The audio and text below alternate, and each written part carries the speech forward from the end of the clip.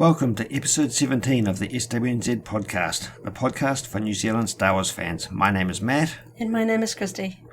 Today is May the 4th, aka Star Wars Day. Star Wars Day started out as being a bit of a lightweight pun used by fans on social media, but it's expanded to become a semi-official event where fans can celebrate all the fun hobbies and media that they personally enjoy. Obviously, the coronavirus lockdown that we're currently experiencing is affecting the way we can celebrate May the 4th, having an impact in that stores are selling via online ordering only, and there have been some delays in terms of products getting into the country. Nevertheless, there are a few things worth talking about today. Let's start with Disney+, the official streaming service from Disney that features a good lot of Star Wars content at the moment, has released a whole new assortment of material today for Star Wars fans. Interestingly, this has all come out based on the New Zealand time zone on Star Wars Day in New Zealand, whereas it looks like US are only going to get a lot of this stuff tomorrow, which is a new phenomenon on the Disney Plus streaming service. Previously, it's all been released at the same point in time globally. So today we saw the final episode of The Clone Wars come out. The Rise of Skywalker is now available to watch. Included with that are a whole lot of extras. When you're watching movies, Star Wars movies or any movies on Disney Plus, don't forget to click on the extras button underneath the movie proper. Included with The Rise of Skywalker are a number of really cool little documentaries, including one about John Williams entitled The Maestro's Finale. That's 12 minutes in length. Really quite enjoyed watching that one. John Williams is undeniably a big part of the entire Star Wars phenomenon and success story. I feel very lucky to have been able to see him conduct Star Wars music in person at Star Wars Celebration. And also amongst the extras is a 127 minutes, so that's feature-length documentary called The Skywalker Legacy, which I actually quite enjoyed when we watched it. It covers all aspects of the Star Wars saga, all the Star Wars movies, tying them together in quite a positive and engaging way. Also out today is a new 8-episode docu-series called Disney Gallery The Mandalorian. There's going to be 8 episodes, or 8 chapters as they call them, each focusing on a different aspect of the making of the Mandalorian streaming series. And the first one is available today. We haven't quite watched that one yet, but we're looking forward to getting onto that later this evening, and we'll probably talk about that a little bit next time we podcast. It's a fun little filler to keep us excited for the second season. Until we start getting some of the other series as well. So as I mentioned, online shopping is a interesting state of affairs at the moment. You can't go into many retailers while we're in level 3 of the lockdown, but you can, of course, order online, and some stores are offering click and collect with online ordering, but there's also a big influx of courier deliveries taking place at the moment. Of note, we've listed these on the website in our store report sections, and we'll put them again below this podcast in a link section. Toyco have now in stock and have been shipping the 40th anniversary Empire Strikes Back figures, Black Series figures, for $34.99 each. There's 5 figures in that wave, all from the Empire Strikes Back, and also the Imperial Probe Droid in the Black Series 6-inch scale, which is $64.99. They're actually going out the door as we speak, so you can order those now. We made a post about Star Wars doormats available through SWNZ affiliate The Market on the website earlier in the week. There's 4 different designs of Star Wars welcome mats for $36.95 each. We've got a couple of new relationships with local vendors, and we fully endorse supporting local vendors when making Star Wars purchases at the moment to sort of help the local economy, of course. Pop Guardian is a local online retailer who are getting out the gate quite early with a lot of pre-orders on new Black Series collectibles. If you use the code SWNZ5 at the checkout, you'll get a 5% discount off products that you order there. But take a look at their website, link below, for a whole lot of the new, not yet released Black Series figures, which are selling extremely well, including stuff that's only just been announced in the last few days, like the Luke and Yoda 2-pack and the Boba Fett prototype armor helmet. That's the plain white Boba Fett helmet, which they've got listed for $200. It's a great price for a Black Series helmet, and I think these are interesting if you know about the behind-the-scenes story of the Boba Fett character and armor design, where the very early versions were plain white Stormtrooper style, and he later got his multicolored green-based armor for the actual movie. But the fact that this is a plain white Boba Fett helmet means that it's potentially customizable for people doing Mandalorian costumes and so forth. I think that's a secondary channel that a number of fans may find quite interesting. So just to clarify, that discount code for 5% is SWNZ5 as the number 5, Correct. not spelt out 5. Yeah, and we'll reiterate that in the links below. Pop Guardian also have a few older Black Series figures like the Heavy Mandalorian, which sold out pretty fast from a number of retailers. They have it for $60, which is one of the best prices I've seen locally, so jump onto their website and check that out. Prolectables also have a discount code that you can use, Prolectables. The code is SWNZ, nice and simple. That'll give you a 3% discount. They off Star Wars products that they have in stock or are available for pre-order. They have a wide range of Funko products. So all the upcoming Pop Vinyl collectibles, of which there are many. Just in the last few weeks we've seen additions to the Mandalorian line up, including a number of variations of the Baby Yoda, aka the child, Pop Vinyl figures.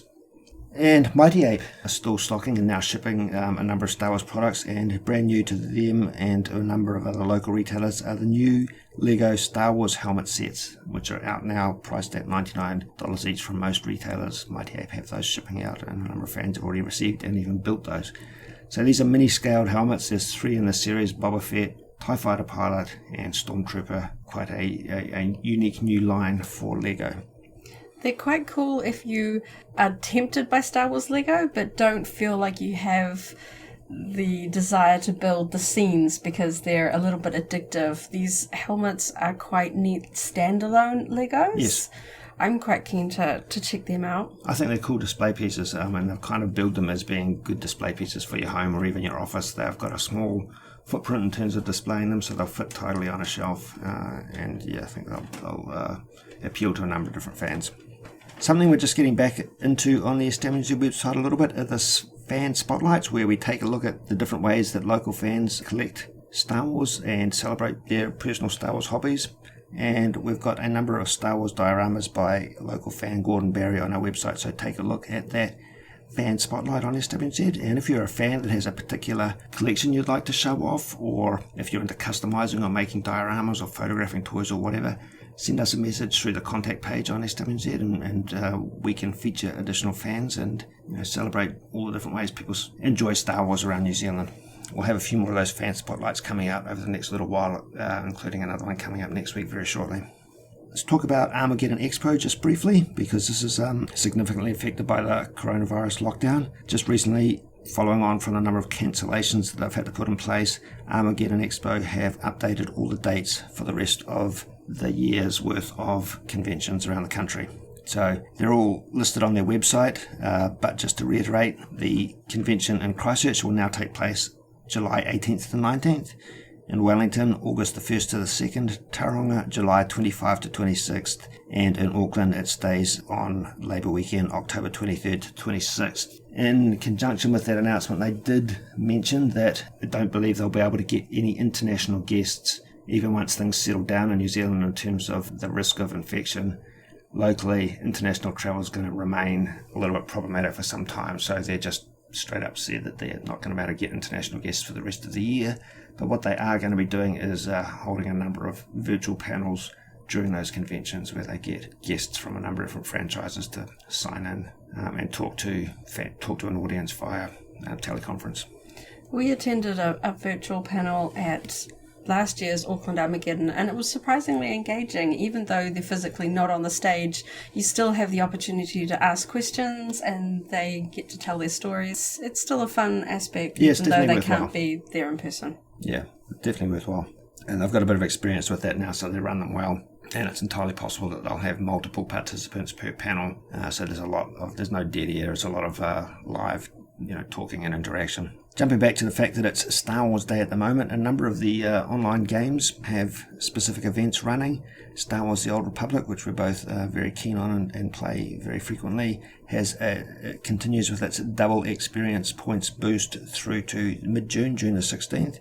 And each year they do a May the 4th bonus pet that is sent out to current subscribers via in-game mail, and they're just running with the same theme this year. It's M4Y9, which stands for May the 4th, Year 9, because Star Wars The Old Republic's been running for 9 years now. So if you are a subscriber to Star Wars The Old Republic, next time you log in, you can expect to see the M4Y9 mini astromech droid available in your in-game mail. The app game Galaxy of Heroes is also running a bit of a celebration for May the 4th.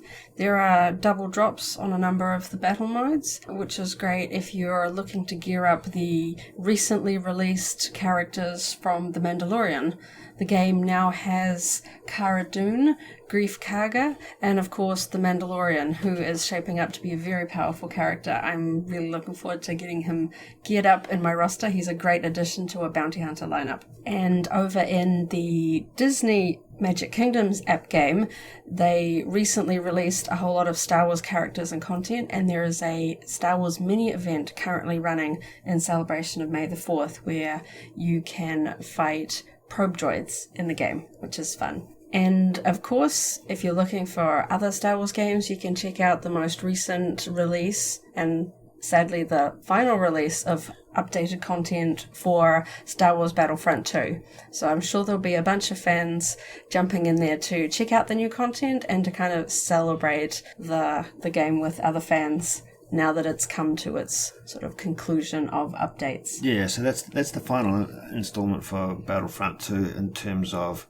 new content, but the servers will remain online, obviously, at this point indefinitely. It almost came out a little bit out of the blue, the fact that that was going to be the last installment, the Scarif maps and so forth, and new characters, skins.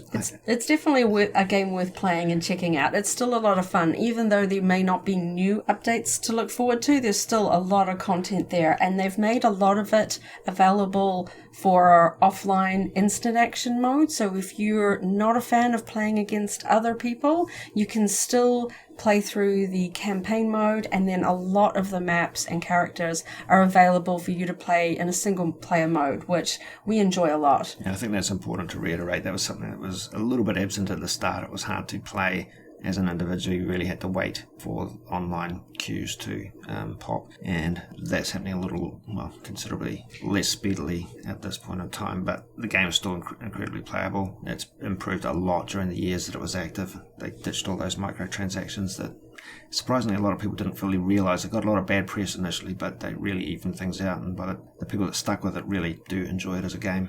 If you're struggling to find a match on the Australasian servers, do check out the West Coast American servers. They are still incredibly busy, and you'll get fast queue pops, particularly at prime American playing times in the evenings. Yeah, and the ping's not bad enough to really affect things if you just want to get in there and enjoy it. So that's about it for this installment. I guess we are now done doing talking. Thank you for listening in. Stay tuned to our website at SWNZ.co.nz for Star Wars news for New Zealanders and another podcast episode next week. And jump on over to either our Facebook group or the SWNZ message boards to discuss all the latest Star Wars news with other Kiwi fans. Thank you for listening. And may the Force be with you. If you enjoyed today's podcast, go ahead and like the video, check out the SWNZ Podcast playlist for our other episodes, and subscribe for alerts about new episodes. See you next time.